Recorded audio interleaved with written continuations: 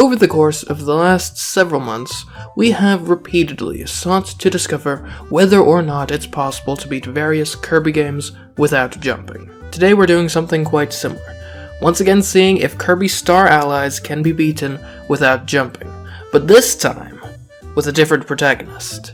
Today our question: is it possible to beat Kirby Star Allies guest star Knuckle Joe without jumping?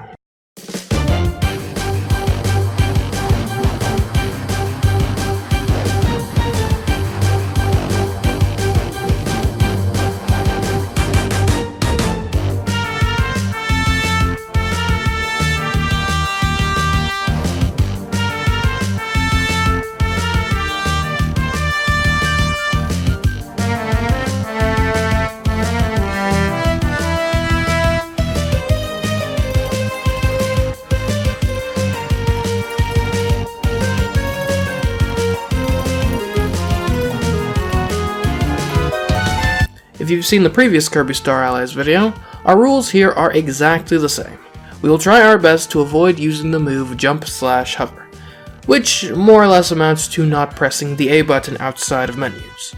Oh, and I almost forgot. Of course, in this game we'll be constantly followed by AI companions, which will undoubtedly be jumping continuously.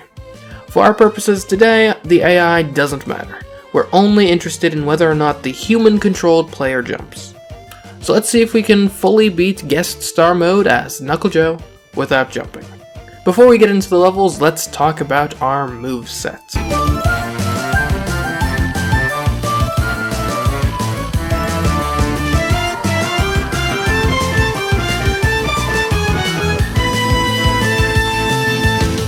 As Knuckle Joe, our moveset is, as far as I can tell, identical to that of the fighter copy ability. This means we have two main moves that can give us height without jumping, or jump replacements as I like to call them. Those moves are the spin kick, which is good for forwards movement, and the rising break, which is great for upwards movement. One thing to note about the rising break is that we can fly infinitely with it, which is a very useful feature for a jump replacement to have. A less useful feature is the fact that when using the rising break, it causes Knuckle Joe to experience a not insignificant amount of sideways movement, which under certain circumstances could be quite annoying. Nevertheless, Fighter has consistently been one of the more useful copy abilities for these challenges, so hopefully that trend continues today. Level 1 starts off pretty easy. Normally in these challenges the opening is one of the most difficult parts, but since we are essentially starting with a copy ability, and by extension with some good jump replacements, the beginning of this challenge isn't that bad. That even includes some obstacles that were nearly impossible to overcome last time we visited Star Allies. After a little while we come to our first major obstacle, a friend train. Now if this is anything like a friend circle, then consider me terrified. Luckily, this specific one can be beaten by doing literally nothing. But I've got a bad feeling about these going forward.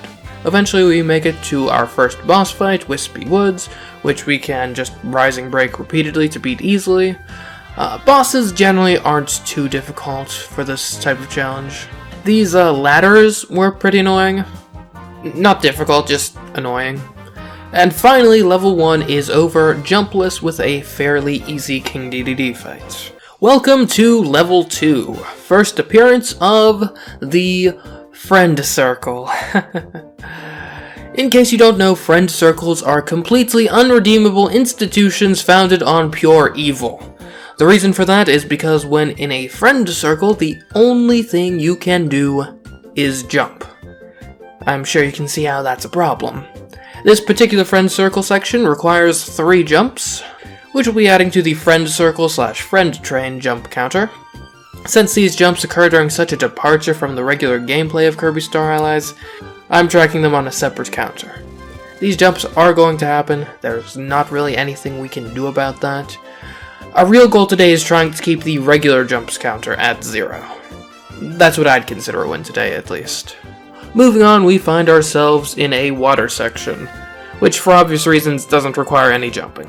I will note though that Knuckle Joe can only attack directly sideways while underwater, which right now isn't disastrous, but is certainly very annoying. As we wrap up level 2, this vertically focused lava area is a bit tricky, in light of the fairly precise platforming being made a bit more difficult because of the horizontal movement that occurs when using the rising break.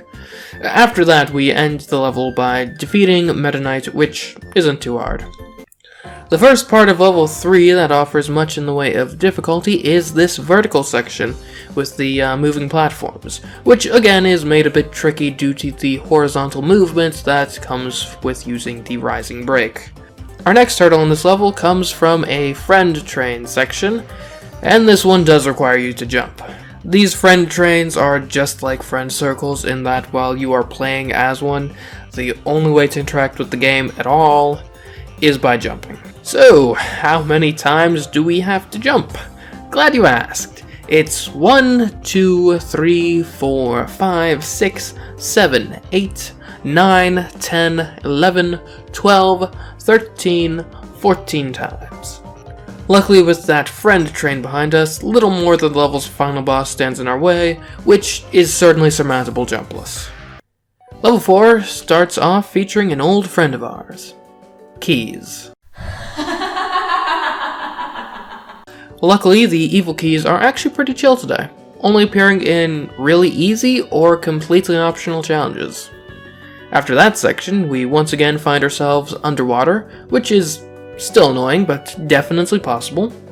After the water, the next main section of the level is a mini-boss rush, and by this point you should be aware that bosses are basically free wins for us in this challenge. What's not a free win is this vertical section. In this section, you're standing on a platform that slowly rises upwards, with your main challenge being not getting crushed. Easier said than done. Our first problem here is with the AI. They're kind of dumb, and will let themselves get crushed rather easily.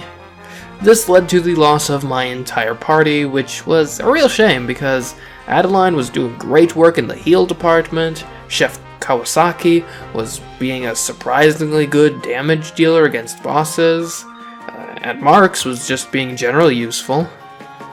And now they're all gone. Now, I of course can't put all the blame on the AIs, as I myself did get crushed a few times from getting impatient with using the rising break, and ending up getting stuck beneath a platform that was just about to collide with the main platform. But not to worry, because with a bit of perseverance we did make it through, and on to level 5. Fairly early on in the level, I did the unthinkable. I participated in a key-based bonus room, and get this, I actually succeeded at the challenge without jumping. I know, I could hardly believe it myself. Moving on, eventually we found ourselves in an underwater section, with a time limit. And here, mild annoyance gave way to frustrating roadblock. I've already gone over how only being able to attack directly sideways while underwater is annoying, but today we find out that when you have to deal with an enemy that comes from above while under a time limit, it can almost be a run-ender. Now normally you wouldn't be cutting it this close on the time limit, but my interpretation of the rules of this challenge disallow me from swimming fast, because doing so requires that you press the jump button. That may be a strict interpretation, but I figure, hey, better safe than sorry, right? But this part is only almost a run-ender. As with the right time, you can punch that crab well before it can hit you, and just barely squeeze through to safety. A few pretty easy crushing and fighting sections later, we once again meet a friend train. This time around, the jump bill comes out to be 1, 2, 3, 4, 5, 6, 7, 8, 9, 10, 11, 12, 13, 14, 15, 16 jumps. I will note that one silver lining is the fact that this friend train is one of the rare occurrences where jumping less times is the way to get to the nice little bonuses. So that's something. This next section, where you fight a bunch of enemies on increasingly small platforms, really shouldn't have been too hard, but I kept messing up the rising break, and as a result, fell off like an idiot quite a few times. But fear not, for next up is a friend circle. This one requires 1, 2, 3, 4, 5, 6, 7, 8, 9, 10, 11, 12, 13, 14, 15, 16, 17, 18, 19 jumps. Bringing our total jumps going into the final bosses to 0 regular jumps and 52 friend circle / friend train jumps. Now, how about those bosses? Well, they're definitely some of the harder bosses in the game, but even still, they don't pose any real threats when it comes to adding any jumps to our total. And with them defeated, the mode, I guess, is beaten, and the challenge is over. So, is it possible to beat Kirby Star Allies guest star Knuckle Joe without jumping? Well, sort of. It's definitely possible to beat without any regular jumps, which is what I was realistically hoping to achieve here. Really, it all depends on how you look at the friend circle / friend train jumps. Should they count? Should they not? Are they meta jumps? I don't know. Figure it out in the comments or something. For right now, what I can say with certainty is that it is possible to beat Kirby Star Allies guest star Knuckle Joe without any regular jumps. And you know what? That's a result I can be happy with. Now, are you happy with this video? If so, some engagement like likes or comments to help with the old algorithm would be much appreciated. Of course, if you stuck around to the end of this video, you may be interested in some other Kirby No Jump videos, which I'm starting to build quite the catalog of. And of course, don't forget to subscribe so you can be aware of future videos like this one that may come out in the future. And on the topic of the future, I'd like to know if you guys want to see more guest star no-jump challenges with some other characters. I can already imagine that a few of them might be quite interesting. But anyways guys, until next time, I've been CMeeCraft and I'll catch you in the next video I serve up. Goodbye.